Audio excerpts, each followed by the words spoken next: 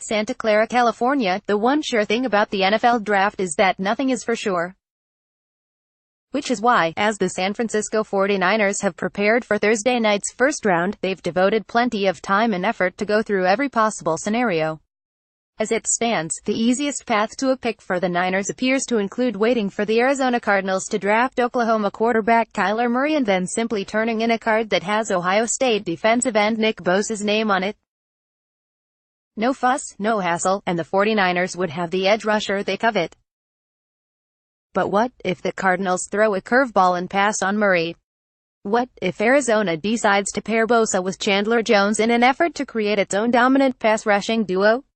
It's an idea that has gained steam in recent days, though it's nearly impossible to know what's real and what is not at this point in the pre-draft process. It's also something the 49ers have to be prepared for in case it happens. The one thing I know, we're not going to have to wait long, General Manager John Lynch said. Then we'll know whether it's them or someone else picking him or someone else. I think what I know is that we're in a really good position and we're not, as I said, going to have to wait long. What happens there at pick number 1? Will it have an effect on what we do at 2? We'll see. The general consensus seems to be that there are two truly elite players in this draft, Bosa and defensive tackle Quinnen Williams. Bosa probably is the Niners' preference at number 2, but they also haven't been shy about expressing their admiration for Williams.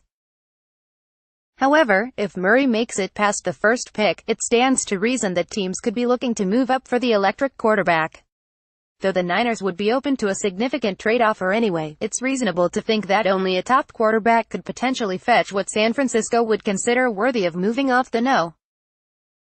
To pick a shot at a player like Williams. Teams like the Oakland Raiders, nose, 424 and 27 overall, and New York Giants, nose, 6 and 17 overall, would be ideal trade partners because they boast multiple early-round picks and wouldn't force the Niners to move down too far out of range of some of this draft's top defensive players. It's unlikely San Francisco would want to move all the way out of the top 10, barring an offer with multiple high picks this year and beyond. Lynch said he would expect his phone to be ringing plenty if Murray didn't go no. I would, wouldn't you? Lynch said. I think there seems to be a ton of interest. To that end, Lynch said the process of teams reaching out and doing due diligence on possible trades already has begun.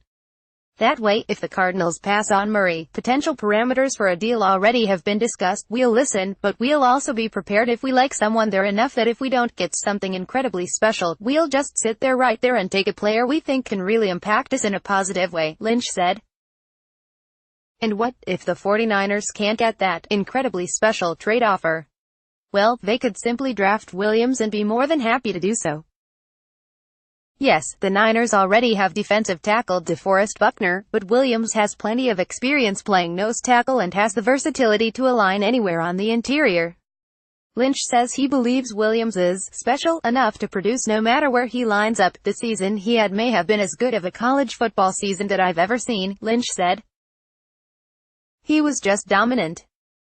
He's a spectacular player. When you look at how your roster is currently comprised, when you have an opportunity to take a talent like that, you certainly look at every avenue to improve your team, even the ones that might not happen.